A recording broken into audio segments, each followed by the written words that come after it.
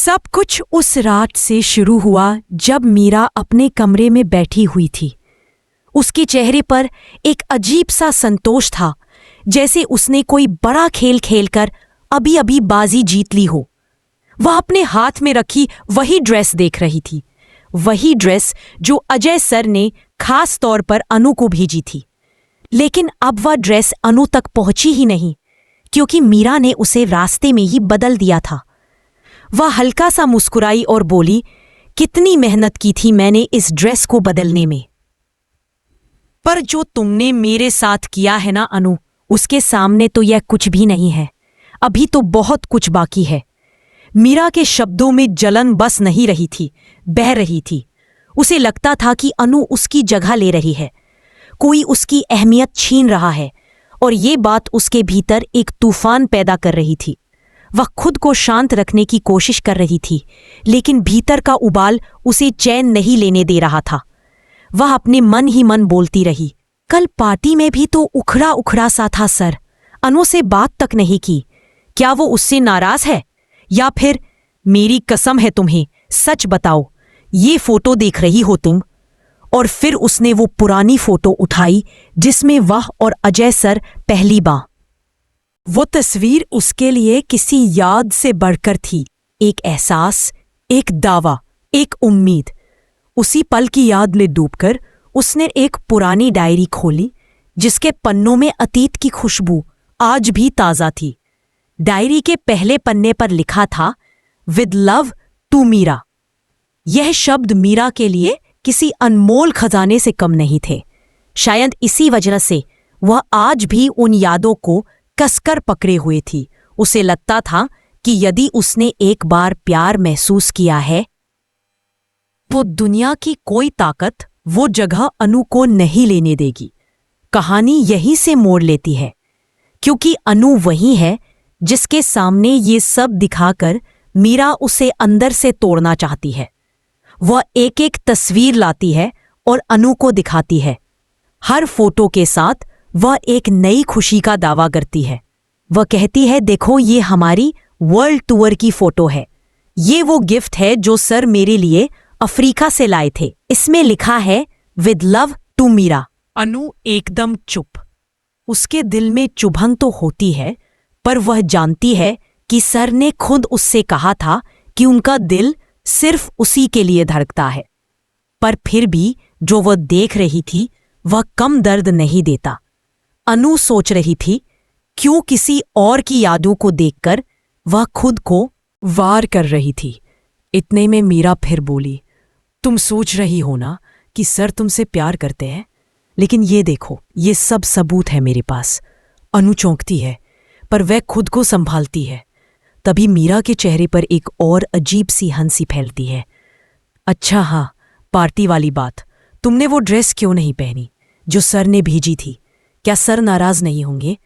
अनु धीमे सुर में कहती है, वो ड्रेस तो मुझे मिली ही नहीं। यह सुनकर मीरा का मन भीतर से गुदगुदा उठता है, पर चेहरे पर वो अभी भी मासूमियत का नकाब लगाए रहती है।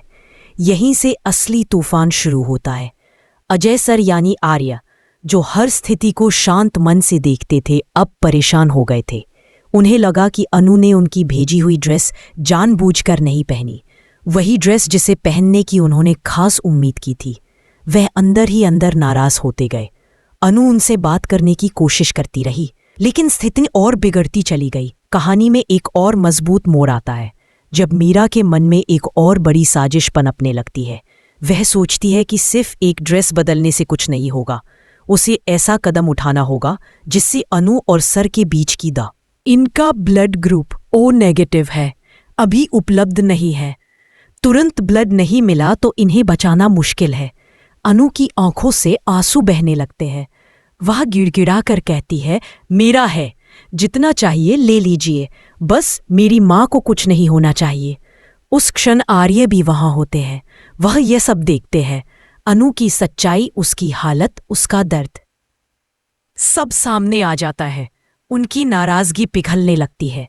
वह अनु के पास आते हैं और कहते हैं, तुमने वह ड्रेस क्यों नहीं पहनी थी? मैंने बहुत सोच कर भेजी थी। अनु रोते हुए जवाब देती है, सर वो ड्रेस तो मुझे मिली ही नहीं, मुझे तो जो ड्रेस मिली वही मैंने पहनी, मुझे लगा वो आपने ही भेजी है। आखिरकार धीरे धीरे सारी तस्वीर साफ होने लगती है। आर्य को समझ आता है कि बीच में किसी ने खेल खेला है। वह सीधा उस कोरियर वाले से बात करते हैं जिसने ड्रेस दी थी। कोरियर वाला साफ साफ कहता है, साहब वो ड्रेस तो मुझे मीरा मैडम ने ही दिया था, उन्होंने ही कहा था इसे बदल कर देना है। आर्य सुनकर स्तब्ध रह जाते हैं और वहीं से कहानी का असली धमाका शुरू होता है कि क्या लीजिए ताकि कोई भी नई कहानी मिस ना हो। अस्पताल की उस ठंडी हवा में जहां हर सांस उम्मीद और डर के बीच अटकती है, अनु अपने मां के सिरहाने बैठी हुई थी। मशीनों की धीमी आवाजें उसके दिल की धड़कन से मिलती जुलती लग रही थी, धीमी, थकी हुई और दर्द से भरी हुई। डॉक्टरों ने मां को आईसीयू में शिफ्ट कर दिया था और अनु हर पल बस यही दुआ कर रही थी कि उसकी मां की आंखें खुल जाएं। आर्य भी वही थे, उनकी आंखों में चिंता साफ दिख रही थी। वह पहले अनु से नाराज थे, लेकिन जो कुछ उन्होंने देखा उसके चीखते दर्द ने उनकी सारी गलतफहमियां तोड़ दी। अब वह सिर्फ एक इंसान के तौर पर खड़े थे जो किसी के दुख को देखकर चुप नहीं रह सकता। कुछ देर बाद आर्य ने अनु के पास आकर धीमे से कहा, तुम्हें अकेला महसूस मत होने देना चाहता, मैं यहां हूं। अनु ने उसकी तरफ देखा, आंखें अभी भी नम थी। वह कुछ बोल नहीं पाई, बस हल्का सा सिर हिला दिया। उसके शब्द जैसे कहीं भीतर खो गए थे। आर्य ने फिर शांत स्वर में पूछा, अनु मुझे सच बताओ, मां को लोकेशन भेजने की बात तुमने किसी और को बताई थी? अनु तुरंत बोली, नहीं सर, उन्होंने खुद कहा था कि यह बात हम दोनों। आता मीरा, लेकिन सबूतों के बिना वे कुछ कह नहीं सकते थे। अनु की मां की हालत भी किसी को कुछ सोचने का मौका नहीं दे रही थी। हर पल उनका जीवन दांव पर लगा हुआ था और अनु को लगता था कि अगर उसकी मां को कुछ हो गया तो सारी दुनिया जैसे उसके लिए खत्म हो जाएगी। इतने में नर्स आई और बोली, ब्लड ट्रांसफ्यूजन हो गया है, अब थोड़ी उम्मीद बढ़ी है, लेकिन अभी अगले 24 घंटे बहुत महत्वपूर्ण हैं। अनु ने लंबी सांस ली, जैसे कोई पत्थर दिल से उतरा हो। उसने दिल ही दिल में भगवान का शुक्र किया। आर्य भी राहत महसूस करते हुए बोले, सब ठीक हो जाएगा अनु, तुमने हिम्मत नहीं छोड़ी और यही सबसे बड़ी बात है। यह पल दोनों के बीच की पुरानी दूरी को तोड़ रहा था, पर कहानी का एक और पक्ष था, मीरा और उसकी चालें जो अभी खत्म नहीं हुई थी। दूसरी तरफ मीरा अपने कमरे में बैठी मिली जुली भावनाओं में खोई हुई थी।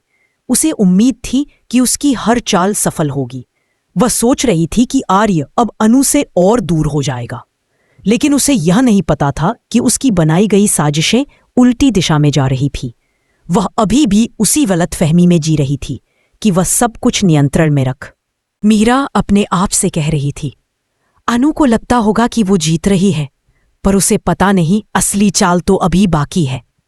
वो अपने फोन में कुछ पुराने मैसेज, कुछ तस्वीरें और कुछ रिकॉर्डिंग्स देख रही थी। उसके मन में अभी भी वही भ्रम था कि पुरानी यादों से वह आर्य के दिल को फिर से अपनी तरफ खींच लेगी, लेकिन वह भूल गई थी कि इंसान सिर्फ यादों से नहीं, आज के व्यवहार से बनता है। उधर आर्य जब आईसीयू के बाहर बैठा था, उसके दिमाग में वही सवाल घूम रहे थे। आखिर मीरा ने ड्रेस का क्या किया? क्यों इतनी जलन? क्यों इतना खेल? वो सोच रहा था कि क्या ये सब सिर्फ ड्रेस तक सीमित था या अनु की मां का एक्सीडेंट भी किसी बड़ी चाल का हिस्सा था। लेकिन अभी उसके पास इस बारे में सोचने का समय नहीं था। वो सिर्फ अनु के साथ रहना चाहता था। कुछ घंटे बीते, रात हो गई। अस्पताल की लाइटें अभी भी तेज चमक रही थी। अनु एक कुर्सी पर थकी हुई आंखें बंद कर लेती है, पर सो नहीं पाती।